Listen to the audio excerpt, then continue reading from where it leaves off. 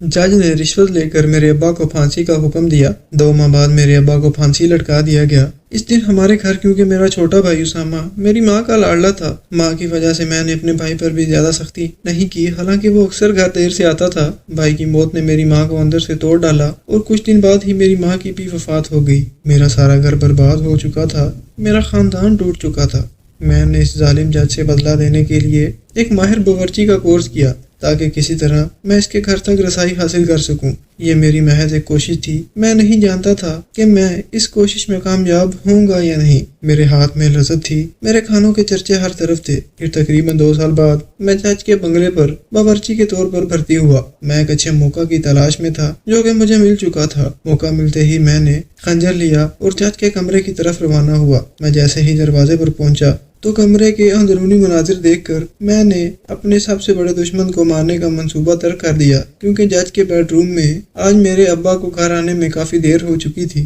हालांकि माँ ने बार बार यही कहा था कि शाम से पहले घर आ जाना। मैं माँ के हर हुक्म को सर आंखों पर रखता था, किसी सूरत माँ की किसी बात का टाल नहीं सकता था। लेकिन चूंकि उसामा माँ का बहुत लाडला था, मेरा सबसे छोटा भाई था, इसलिए माँ उसकी हर बात बर्दाश्त कर लेती थी। उसामा को इस बात का पता भी था कि अगर उसकी माँ उससे नाराज हुई तो वो किसी सूरत भी माँ को मना लेगा। माजी में कई बार ऐसा हुआ था। हालांकि माँ की तरफ से सख्त हदायत थी कि शहर के हालात आजकल बिल्कुल ठीक नहीं, लिहाजा जल्दी वापस घर आ जाया करो। माँ बार बार मुझे कह रही थी कि अपने भाई से राब्ता करो। आखिरकार मैंने उसामा को फोन किया, गुस्से से इस पर चलाया कि कहाँ हो, जल्दी से घर आ, क्यों मुझे और माँ को परेशान करते हो, हमेशा से तुम्हारा यही तरीका कार है। उसामा ने कहा, भाई मैं अभी आ रहा हूँ। कुछ देर बाद ही जब उसामा घर पहुंचा तो मैं इस पर नाराज हुआ। कहा कि तुम्हें क्या हो गया है, कई बार मैंने तुमसे कहा कि जल्दी घर आया करो। मगर जैसे ही मेरी नजर उसामा के चेहरे पर पड़ी तो मैं हैरान हुआ। उसकी सांस फूल रही थी, पसीने से शराबूर था, जैसे कि भाग कर आया हो। हालांकि वो बाइक पर आया था।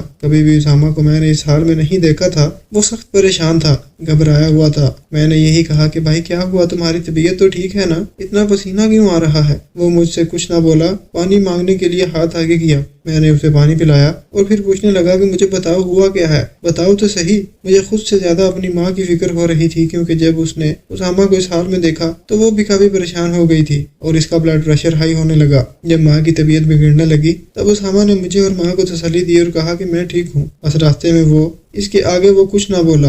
मैंने उसामा से पूछा कि रास्ते में क्या, मुझे बताओ। कहने लगा, भाई रास्ते में एक शख्स को किसी ने गोली मार दी, वो बुरी तरह तड़प रहा था। मैं कुछ देर के लिए रुका, दिल में आया कि इसकी मदद करूं, लेकिन पुलिस की गाड़ी का सायरन बजने लगा। मैं बिल्कुल घबरा चुका था, मुझे कुछ समझ नहीं आ रहा था कि मैं क्या करूं। इसके बाद मैं यहाँ चला आया और मैं नहीं जानता कि मुझे आना चाहिए था या नहीं। बस इसी घबराहट में मोटरसाइकिल भगाया और घर आ गया। मैं यही सोच रहा हूँ कि मुझे इस शख्स की मदद करनी चाहिए थी। इसकी जान तो खतरे में थी, वो आखिरी सांसें ले रहा था। मैंने उसामा से कहा कि तूने बिल्कुल ठीक किया, भाग कर, वरना तू बड़ी मुसीबत में फंस सकता था। आजकल वैसे ही शहर के हालात कुछ ठीक नहीं, पता नहीं वो कौन शख्स था, उसके किसके साथ दुश्मनी थी और उसे किसने गोली मारी। लेकिन अगर तू वहाँ रहता तो मुसीबत में जरूर फंस जाता। मैंने अपने भाई को तसल्ली देने की कोशिश की, लेकिन इन तमाम बातों के बावजूद वो घबराया हुआ था। बार बार पानी पी रहा था और रोकर मुझसे यही कह रहा था कि भाई मैं इतना खुदगर्ज कैसे हो सकता हूँ, मैं उस शख्स को छोड़कर क्यों आया। वो सारी रात ठीक से नहीं सो पाया।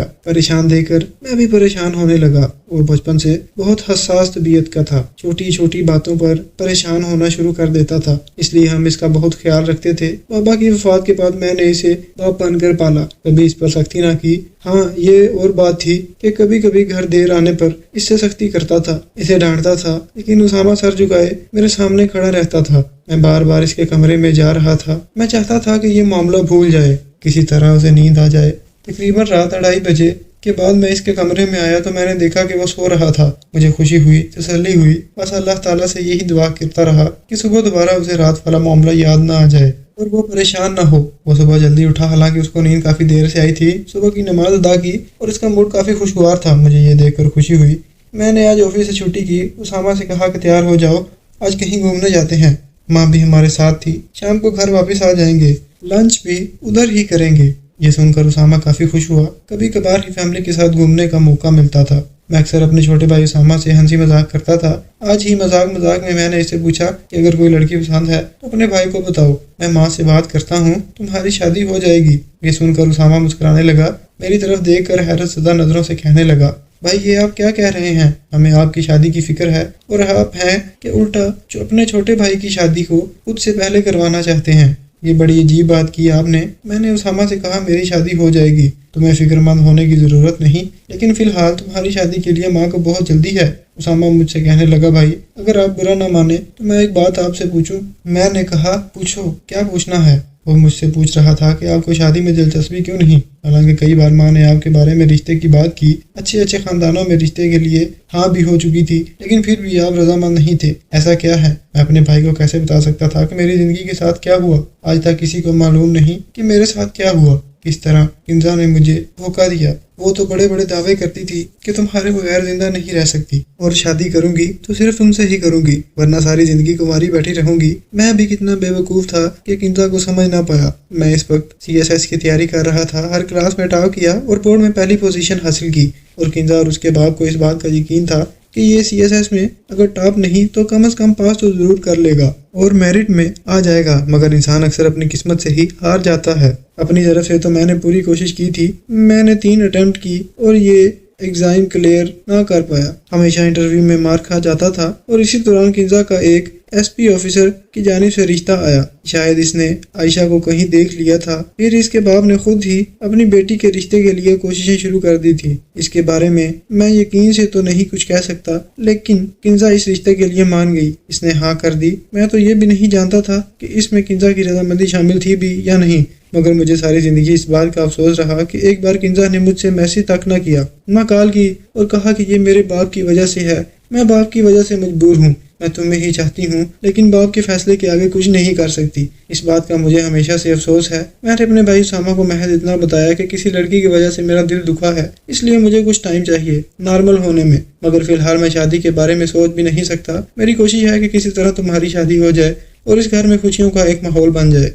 اسامہ نے مجھ سے وعدہ کیا کہ جیسے ہی مجھے کوئی لڑکی پسند آئے گی تو سب سے پہلے اپنی پسند کے بارے میں آپ کو ہی بتاؤں گا، لیکن فی الحال میری زندگی میں کوئی لڑکی نہیں۔ شام کو واپس آئے تو ہم نہیں جانتے تھے کہ ایک اور قیامت ہمارے منتظر ہے۔ پولیس ہمارے گھر کے دروازے پر ہی کھڑی تھی اور وہ ہمارا انتظار کر رہی تھی۔ مجھے کچھ سمجھ نہ آ پایا کہ یہ کیا ہو رہا ہے۔ انہوں نے میرے بھائی اسامہ کو جیسے ہی دیکھا تو چاروں طرف سے اسے گھیر لیا اور کہنے لگے کہ ہلنے کی کوشش مت کرنا۔ اسامہ بیچارہ گھبرا گیا، وہ نہیں جانتا تھا کہ اس کے ساتھ کیا ہو رہا ہے۔ اس نے ہاتھ اوپر کیے اور وہ اسامہ کو پکڑنے لگے، پھر اسے ہتھ کڑی لگائی اور اپنے ساتھ لے جانے لگے۔ میں بار بار ان سے پوچھ رہا تھا کہ میرے بھائی کا آخر قصور کیا ہے، آپ اسے کیوں لے جا رہے ہیں؟ انہوں نے مجھے کوئی جواب نہ دیا اور کچھ نہ بتایا، بس اتنا کہا کہ پولیس اسٹیشن آ جائیں، سب معلوم ہو جائے گا۔ آپ کے بھائی نے کیا کیا؟ ان حالات میں گھبرانے لگی۔ میں ماں کو سہارا دے کر گھر لے آیا تھا، وہ پریشان ہو رہی تھی۔ میں نے ماں کو تسلی دی کہ میں ابھی پولیس اسٹیشن جاتا ہوں۔ ماں مجھ سے بار بار یہی پوچھ رہی تھی کہ میرے بیٹے نے ایسا کیا کیا، وہ میرے اسامہ کو پکڑ کر کیوں لے گئے۔ ماں سے کہہ رہا تھا کہ ان کو کوئی بڑی غلط فہمی ہوئی ہوگی۔ ماں آپ کو بالکل پریشان ہونے کی ضرورت نہیں، میں ابھی پولیس اسٹیشن جاتا ہوں، انشاءاللہ اسامہ کو اپنے ساتھ لے کر ہی واپس آؤں گا۔ پھر میں نے اپنے ایک پڑوسی کو کہا کہ میری ماں کا خیال رکھنا، میں ابھی پولیس اسٹیشن سے ہو کر واپس آتا ہوں۔ پولیس اسٹیشن جانے لگا تو پورا محلہ میرے ساتھ ہو لیا، کیونکہ یہ سب کے سامنے ہوا تھا۔ جو پولیس اسے پکڑ کر لے جا رہی تھی، قاری صاحب نے جس نے اسامہ کو بچپن میں قرآن مجید کی تعلیم دی تھی، وہ مجھ سے یہی کہنے لگے کہ میں آپ کے ساتھ ضرور چلوں گا اور اسامہ کی بے گناہی کی گواہی دوں گا۔ ان کو بتاؤں گا کہ اسامہ میرا اسٹوڈنٹ رہ چکا ہے، میں بچپن سے ہی اسے جانتا ہوں۔ میں نے قاری صاحب اور باقی محلے داروں کا شکریہ ادا کیا اور ان سے یہی کہا کہ میں خود جانا چاہتا ہوں، آپ لوگوں کو پریشان ہونے کی ضرورت نہیں اور تکلیف اٹھانے کی کوئی ضرورت نہیں۔ انشاءاللہ میں اسے واپس لے کر ہی آؤں گا۔ میں اس معاملے کی تہہ تک جانا چاہتا ہوں اور یہ جاننا چاہتا ہوں کہ وہ آخر اسامہ کو پکڑ کر کیوں لے گئے۔ پولیس اسٹیشن گیا تو انہوں نے یہی کہا کہ ہم نے آپ کے بھائی کو قتل کے الزام میں گرفتار کیا ہے۔ یہ سن کر میرے رونگٹے کھڑے ہو گئے۔ میں نے کہا ایسا کیسے ہو سکتا ہے؟ وہ کہنے لگے جی ایسا ہی ہوا ہے، جتنا بھائی آپ کا شکل سے معصوم نظر آتا ہے دراصل اتنا معصوم نہیں۔ اس نے ایک نہتے شخص کو مارا اور پھر وہاں سے رفو چکر ہوا۔ CCTV کیمرے میں اس بات کا ثبوت ہے کہ آپ کے بھائی نے اسے مارا ہے۔ میں حیران ہوا اور ان سے کہنے لگا مجھے ثبوت دکھائیں۔ انہوں نے کہا کہ ہم عدالت میں ہی ثبوت دکھائیں گے، اور آپ کو بھی یہی کہا جاتا ہے کہ عدالت میں اپنے بھائی کو بے گناہ ثابت کریں، ورنہ پھانسی سے اسے کوئی نہیں بچا سکتا۔ یہ سن کر گویا میرے سر پر آسمان ٹوٹ پڑا تھا۔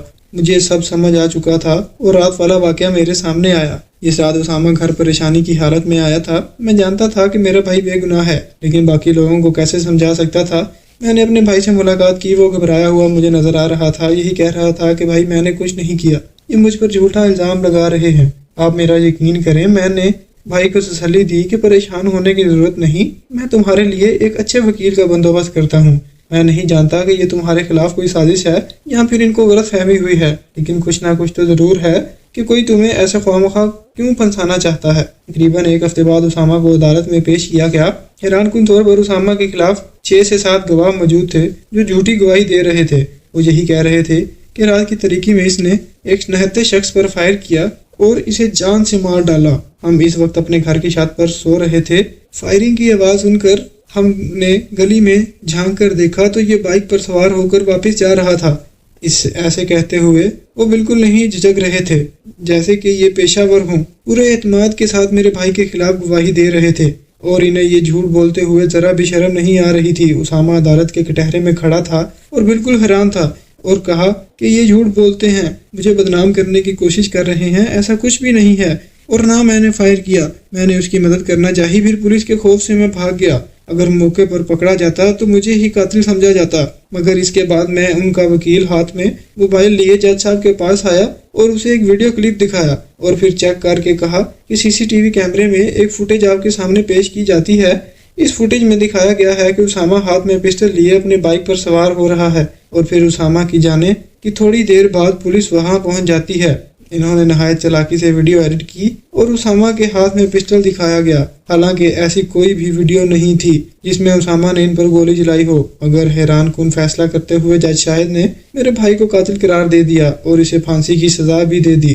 میں جج کا یہ فیصلہ سن کر حیران ہوا۔ ایسے معلوم ہوتا تھا جیسے جج کو کافی پیسے دیے گئے تھے کسی بے گناہ کو اس کیس میں پھنسانے کے لیے، حالانکہ اصل قاتل کوئی اور ہی تھا۔ میں نہیں جانتا تھا، لیکن یہ حقیقت تھی کہ میں نے بہت کوشش کی مگر عدالت کی طرف سے سزا برقرار رہی، کسی قسم کی رعایت نہ کی گئی، نہ ہی اس فیصلے پر نظر ثانی ہو سکی۔ میں نے یہ بات ماں سے چھپانے کی بہت کوشش کی، لیکن پھر محلے والوں کی جانب سے اشارہ ملا یا شاید کسی نے ماں کو بتایا کہ اسامہ کو پھانسی کی سزا سنا دی گئی ہے۔ یہ سن کر ماں کی طبیعت بگڑ چکی تھی، وہ بستر پر آ چکی تھی کیونکہ وہ اپنے بیٹے سے محبت کرتی تھی۔ مجھ سے کئی گنا زیادہ اسے اسامہ سے پیار تھا۔ بہن مائیوں میں سب سے چھوٹا تھا، گھر کا لاڈلا تھا۔ میں نے اپنے بھائی کو انصاف دلانے کی بہت کوشش کی، مگر یہاں تو انصاف پیسوں میں بکتا ہے جو کہ میرے پاس بالکل نہیں تھے۔ میں اپنا آپ بھی فروخت کر لیتا پھر بھی خالی ہاتھ ہوتا، نہ ہی میرے پاس کوئی پراپرٹی تھی جس کو فروخت کرتا۔ میں جس گھر میں رہ رہا تھا وہ بھی کرائے کا تھا۔ میں نے اپنے بھائی کو بچانے کی بہت کوشش کی، لیکن افسوس اس ظلم میں اپنے بھائی کو بچا نہ سکا۔ فیصلہ سنانے کے کچھ ماہ بعد میرے بھائی کو پھانسی دے دی گئی۔ میں اندر سے بالکل ٹوٹ چکا تھا، ماں کی وجہ سے بہت زیادہ پریشان تھا۔ میں چاہتا تھا کہ ماں روئے تاکہ اس کے دل کا بوجھ ہلکا ہو، لیکن ماں بالکل نہیں رو رہی تھی۔ وہ جوان بیٹے کی موت کا صدمہ اندر لیے ہوئی تھی اور اپنا غم اندر ہی چھپائے بیٹھی تھی۔ میرے لیے یہ معاملہ کافی مشکل ہو چکا تھا۔ کئی بار میرے دل میں آیا کہ عدالت میں جا کر جج پر فائر کر دوں، اسے جان سے مار ڈالوں اور پھر اپنے آپ کو آگ لگا دوں، لیکن ماں کی وجہ سے میں رک جاتا تھا۔ میں جانتا تھا میرے بعد ماں کا کیا ہوگا۔ ماں کو کوئی سنبھالنے والا بھی نہیں تھا۔ کئی ماہ ہاسپٹل میں ایڈمٹ رہی اور جب ہوش آیا تو بار بار یہی کہہ رہی تھی کہ میں اپنے بیٹے کے پاس جانا چاہتی ہوں، مجھے موت کیوں نہیں آتی۔ ماں کی ایسی باتیں سن کر میں دل سے بالکل اداس ہو جاتا۔ دل ہی دل میں یہی کہتا کہ میں آپ کی وجہ سے ہی میں خاموش ہوں، ورنہ میں احتجاج کے طور پر کسی نہ کسی کی جان لے کر اپنے آپ کو آگ لگا دیتا، لیکن آپ کی وجہ سے میں خاموش ہوں۔ ماں کی طبیعت کچھ سنبھلی تو اسے گھر لے آیا۔ بھائی کا چہرہ اکثر میرے سامنے آ جاتا تھا۔ کئی بار اسامہ میرے خواب میں آیا اور مجھ سے یہی کہا کہ بھائی میں بے گناہ ہوں، مجھے بے گناہ پھانسی دی گئی۔ جب بھی ایسا خواب آتا تھا میں اٹھ کر بیٹھ جاتا تھا، پسینے میں شرابور ہو جاتا، میری سانسیں تیز ہو جاتی۔ اپنے آپ کو بار بار ملامت کرتا تھا کہ بھائی تمہیں انصاف کیوں نہ دلا سکا میں، مگر اب میرا سب سے بڑا دشمن وہ جج تھا جس نے ہمارے گھر کو تو تباہ کیا، جس کی وجہ سے آج میری ماں کی یہ حالت ہے۔ مجھے بھی کسی چیز کا ہوش نہیں۔ میں اس شخص کو مارنا چاہتا تھا، لیکن میں جانتا تھا کہ یہ معاملہ اتنا آسان نہیں۔ وہ جج تھا، ہر وقت سیکورٹی میں رہتا تھا، بلٹ پروف گاڑی میں۔ اگر میں یوں اس پر حملہ کرتا یا حملہ کرنے کی کوشش کرتا تو وہ خود پکڑا جاتا۔ اس کو مارنے کے لیے ایک منصوبہ بنانا تھا، ایک ایسا منصوبہ جو کامیاب ہو سکے۔ اس منصوبے کے لیے مجھے دوستوں کی ضرورت تھی اور اس کام میں میرے دوستوں نے میرا ساتھ دیا۔ میرے مخلص دوست جو میرے ساتھ ہمیشہ اسی محلے میں رہتے تھے، ہم نے بچپن ایک ساتھ گزارا تھا۔ اسامہ کو اپنا چھوٹا بھائی سمجھتے تھے۔ اسامہ کی موت کی وجہ سے پورا محلہ اسامہ کے غم میں رو رہا تھا۔ بار بار یہی کہہ رہے تھے کہ لگتا ہے جج کی اسامہ سے کوئی خاص دشمنی تھی۔ میں ان سے یہی کہہ رہا تھا کہ میرا بھائی معصوم تھا، وہ ایسا نہیں تھا بڑے بڑے لوگوں کے دشمنی مول لے سکیں، وہ تو اپنے کام سے کام رکھتا تھا۔ میں اس جج پر حملہ کر سکتا تھا اگر میں اس کے گھر میں سیکورٹی گارڈ یا پھر باورچی یا کوئی ملازم بھرتی ہوتا، مگر اس کام کے لیے کچھ وقت درکار تھا۔ میں نے انتظار کیا، سیکورٹی گارڈ یا مالی کی بجائے میں نے باورچی بننے پر غور کیا اور ایک اسپیشل کورس کیا جس میں ہر قسم کے کھانے پکانے سکھائے جاتے ہیں۔ مجھے کسی طرح معلوم ہو چکا تھا کہ اس گھر کا سیکورٹی گارڈ پچھلے 12 سال سے اسی بنگلے پر ڈیوٹی دے رہا ہے۔ گھر کا مالی بھی پچھلے 30 سے 35 برس سے اس کا ملازم ہے، لیکن ایک باورچی ہی تھا جو بار بار تبدیل ہو رہا تھا۔ پچھلے 1 سال سے جج صاحب نے تقریباً 8 باورچی تبدیل کیے تھے۔ پتہ نہیں کیا مسئلہ تھا، لیکن وہ مختلف ہاتھوں کے ذائقے آزمانا چاہتا تھا۔ کوئی بھی باورچی 1 مہینے سے زیادہ اس کے بنگلے پر ٹک نہ سکا۔ میں نے اپنا حلیہ تبدیل کیا، چہرے پر منہ داڑھی بڑھا دی تھی تاکہ کسی کو شک نہ ہو اور نہ پہچان ہو سکے۔ اسی انتظار میں تھا کہ اس کے گھر میں بطور باورچی مجھے بھی جاب ملے۔ اس کے لیے مجھے کچھ ذرائع بھی استعمال کرنا پڑے جن کی مدد کے بغیر کچھ نہیں ہو سکتا تھا۔ تقریباً 2 سال کی مسلسل کوشش کے بعد مجھے موقع ملا کہ میں اس کے گھر تک رسائی حاصل کر سکوں۔ باورچی کے طور پر اس کے گھر آیا۔ یہ بہت بڑا بنگلہ تھا جس میں جج صاحب کے علاوہ اس کے خوبصورت بیوی جس کا نام نہید تھا وہ رہتی تھی۔ یہ 25 برس کی خوبصورت عورت تھی۔ عمر میں بہت زیادہ فرق تھا اور یہ فرق کیوں تھا میں نہیں جانتا۔ مالی بابا نے مجھے بتایا تھا کہ صاحب کی یہ پہلی شادی نہیں، جبکہ اس سے پہلے بھی اس نے 3 شادیاں کر رکھی ہیں۔ ان میں سے ایک کو طلاق دے چکا ہے جبکہ 2 کو مختلف گھروں میں رکھا ہوا ہے۔ آج سے 6 ماہ پہلے اس کی نہید بیوی سے شادی ہوئی تھی تو اسے اس بنگلے میں لے آیا۔ ان کے حالات سے یہی لگتا ہے کہ صاحب شادی کرنے کے بہت شوقین ہے، لیکن اتنا تجربہ تو مجھے بھی ضرور تھا۔ جب بھی اس کی بیوی نہید کی طرف دیکھا مجھے وہ خوش بالکل نہیں نظر آتی تھی۔ وہ اکثر اپنے خیالوں میں کھوئی سی رہتی تھی۔ میں نے دیکھا کہ وہ کم بولتی تھی لیکن اس کے چہرے پر غم سے زیادہ غصہ تھا۔ میں نہیں جانتا تھا کہ وہ کس پر غصہ تھی اور اس کے چہرے پر غصے کی کیا وجہ تھی، لیکن کچھ نہ کچھ ضرور تھا جس کے بارے میں فی الحال نہیں جانتا تھا۔ مالی بابا جو کہ ایک بزرگ تھے، ان سے میری دوستی ہو گئی۔ کافی دیر بیٹھ کر باتیں کرتے تھے۔ اسی دوستی کی آڑ میں نے اس سے کافی معلومات لے لی تھی۔ مالی کے مطابق جج ایک متنازع شخصیت ہیں۔ ان کے متنازع ہونے کی وجہ سے اس کے غلط فیصلے ہیں جو اس نے عدالت میں لوگوں کے خلاف کیے ہیں۔ پہلے ایک دوسرے بنگلے میں کام کرتا تھا، پھر جب بی بی جی کی ادھر شادی ہوئی تو میں بھی ادھر آ گیا۔ بس میں اس دن سے ڈرتا ہوں کہ لوگوں کی بد دعائیں جج صاحب کو تباہ نہ کر دیں، کیونکہ لوگوں سے معلوم ہوا ہے کہ اس نے کئی ایسے فیصلے کیے جس میں رشوت شامل تھی۔ ان کو پیسہ کھلایا جاتا تھا اور جس مشن پر میں آیا تھا اسی مشن کی تیاری کرنے لگا۔ میں ایک موقع کی تلاش میں تھا اور ایک دن مجھے موقع ملا بھی تھا۔ اکثر اوقات اس کے گھر میں مہمانوں اور رشتہ داروں کو آنا جانا رہتا تھا۔ وہ دوستوں کو دعوت پر بلاتا تھا، مگر آج گھر میں اکیلا تھا۔ کافی تھکا ہوا لگ رہا تھا، شاید غلط فیصلہ سنا کر کسی کا گھر اجاڑ کر آیا تھا۔ ملازم کافی دور تھے، وہ اپنے کمرے میں تھے۔ مجھے چائے بنانے کا کہا تو میں نے کمرے کا جائزہ لیا۔ میں اس نتیجے پر پہنچا تھا کہ اسے میں آرام سے مار سکتا ہوں۔ ایک خنجر اٹھایا، پھر کمرے کی طرف جانے لگا، مگر کمرے کے اندرونی نظارہ دیکھ کر تنگ رہ گیا۔ مجھ سے پہلے ہی اس کی بیوی اسے مار چکی تھی۔ اس کے سر پر تکیہ رکھ کر اس نے فائر کیا، اتنی مہارت سے فائر کیا کہ کچن سے مجھے بھی گولی چلنے کی آواز نہ آ سکی۔ میں واپس مڑا، سوچنے لگا کہ اب کیا کیا جائے، کیونکہ اسے مارنے کا ارادہ میرا بھی تھا، لیکن اب تو وہ مر چکا ہے۔ اس لڑکی کی مدد کرنا چاہتا تھا میں، لہذا جلدی سے کمرے میں گیا۔ ناہید نے جیسے ہی مجھے دیکھا تو پسٹل مجھ پر تان لیا اور کہنے لگی، خبردار میرے قریب آنے کی کوشش مت کرنا ورنہ تجھے بھی گولی مار دوں گی۔ میں اسے یہی کہہ رہا تھا، میرے آنے کا مقصد بھی وہی تھا جو تو نے کیا۔ میں اسے مارنا چاہتا تھا لیکن اب تو نے مار دیا۔ اب تمہاری مدد کرنا چاہتا ہوں، تمہارا یہاں رہنا خطرے سے خالی نہیں۔ اب مجھ پر بھروسہ رکھیں اور میرے ساتھ چلیں۔ تھوڑی دیر وہ خاموشی رہی۔ پہلے تو اس کا ارادہ یہی تھا کہ جج کو مار کے اپنی گرفتاری دے دے گی، پھر اچانک کچھ سوچنے لگی اور میرے ساتھ چل پڑی۔ سیکیورٹی گارڈ سے ہم نے یہی کہا کہ کسی کام کے سلسلے میں بی بی جی کو لے کر جا رہا ہوں، ابھی واپس آئیں گے اور پھر اس کے بعد ہم چلے جائیں گے۔ سیکیورٹی گارڈ کو تھوڑا شک ضرور ہوا کہ باورچی اس کے ساتھ کیوں جا رہا ہے، لیکن وہ خاموش رہا۔ پھر ہم دونوں نے ایک جگہ گاڑی کھڑی کی، گاڑی سے اترے، مسافر بس میں سوار ہو کر ہم جلدی سے اس شہر سے باہر جانا چاہتے تھے، کیونکہ ایک بڑے جج کا قتل ہوا تھا۔ اگر میں چاہتا تو جان بچا سکتا تھا، کیونکہ اس کو میں نے نہیں مارا تھا۔ میرا مقصد تو پورا ہو چکا تھا۔ اس کے کمرے میں لگے کیمروں میں بھی ریکارڈ ہو چکا تھا کہ اس کی بیوی نے اس کی جان لی تھی، لیکن پھر بھی میں اس لڑکی کی جان بچانا چاہتا تھا، کیونکہ اس نے وہی کیا تھا جو میرا مقصد تھا۔ میں اسے ایک دوست کے گاؤں لے گیا۔ میں نہید کی جان بچانا چاہتا تھا، کیونکہ جو غصہ میں نے اس کے چہرے پر دیکھا تھا اس سے یہی تاثرات ملتے تھے کہ اس کے ساتھ بھی کوئی بہت بڑی زیادتی ہوئی تھی۔ ساہیوال شہر کا ایک گاؤں تھا جس میں نہید کو لے گیا تھا میں۔ میرا دوست وہاں رہتا تھا۔ میرے دوستوں نے مجھے تسلی دی کہ یہاں تم تک رسائی ناممکن ہے کیونکہ یہ ہمارا علاقہ ہے، یہ ہمارے ہی لوگ ہیں، نہ یہ کسی کو بتاتے ہیں نہ ہی ان سے کوئی پوچھے گا۔ میں نے اس سے پوچھا کہ تو نے ایسا کیوں کیا، اپنے شوہر کو کیوں مارا؟ وہ مجھ سے کہنے لگی کہ بہن کا بدلہ لیا، جس شخص کو میں مارنا چاہتی تھی وہ اب اپنے بھائی کی تدفین کرنے ضرور آئے گا۔ جج صاحب کا بھائی جس نے میری بہن کی زندگی تباہ کی، دھوکے سے اس سے شادی کی اور میری معصوم بہن کو اتنا ورغلایا کہ وہ آسانی سے جج کے بھائی کے جال میں پھنس گئی۔ گھر والوں کی مرضی کے بغیر ہی اس نے جج کے بھائی سے شادی کی ہے، حالانکہ میرے والد کے دوست نے اسے بتایا تھا کہ وہ ایک دھوکے باز شخص ہے، ایک جج کا بھائی ہے اور اس کا بھائی کا کریکٹر بھی اچھا نہیں، رشوت خور ہے، اس کے غلط فیصلوں کی وجہ سے بے گناہ جیل میں ہیں اور کئیوں کو پھانسی ہو چکی ہے، مگر اس کے باوجود میری بہن سے غلطی ہوئی اور یہی کہا کہ اگر اس سے شادی نہ ہوئی تو میں خودکشی کر لوں گی۔ آسیہ سے شادی کرنے کے بعد جج کا بھائی اپنی اصلیت پر آ چکا تھا۔ اب اسے اس بات کا یقین ہو چکا تھا کہ کچھ ماہ کسی لڑکی کے ساتھ شادی کرنے کے بعد وہ اسے چھوڑ دیتا۔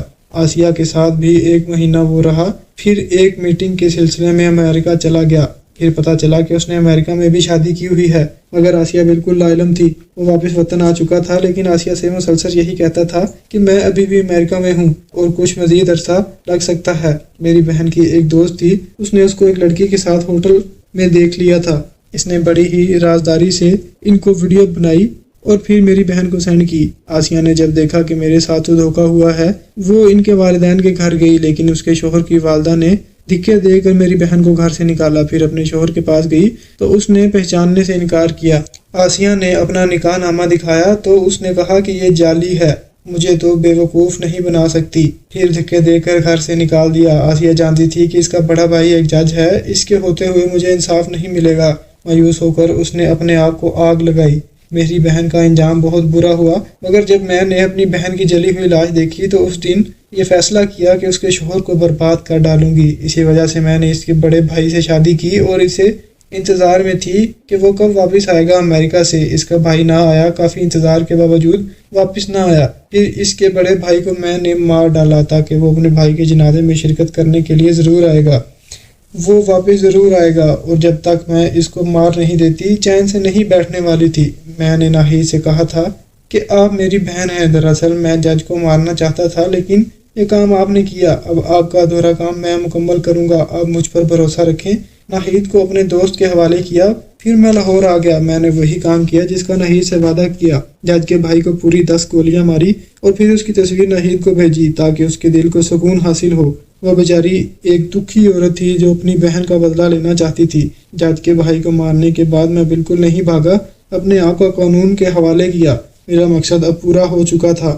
آج میرے دل کو سکون ملا، ایسا سکون جو کبھی نہ ملا تھا۔ مجھے بھی پھانسی ہو جائے گی میں جانتا تھا، لیکن میں نے بھائی کا بدلہ لیا تھا۔ آج کافی عرصہ بعد مجھے جیل میں سکون کی نیند آئی، اس سے پہلے تو مجھے نیند نہیں آتی تھی۔ میں ایک اچھی زندگی گزارنا چاہتا تھا، ایک چھوٹی سی فیملی جس کے لیے میں حلال کی روزی کمانا چاہتا تھا، مگر افسوس کہ اس معاشرے نے مجھے مجبور کیا کہ ایسا کام کرنے کے لیے جو میں کسی صورت نہیں کرنا چاہتا تھا۔ یہ معاشرہ کبھی آپ کو سکون سے جینے نہیں دیتا۔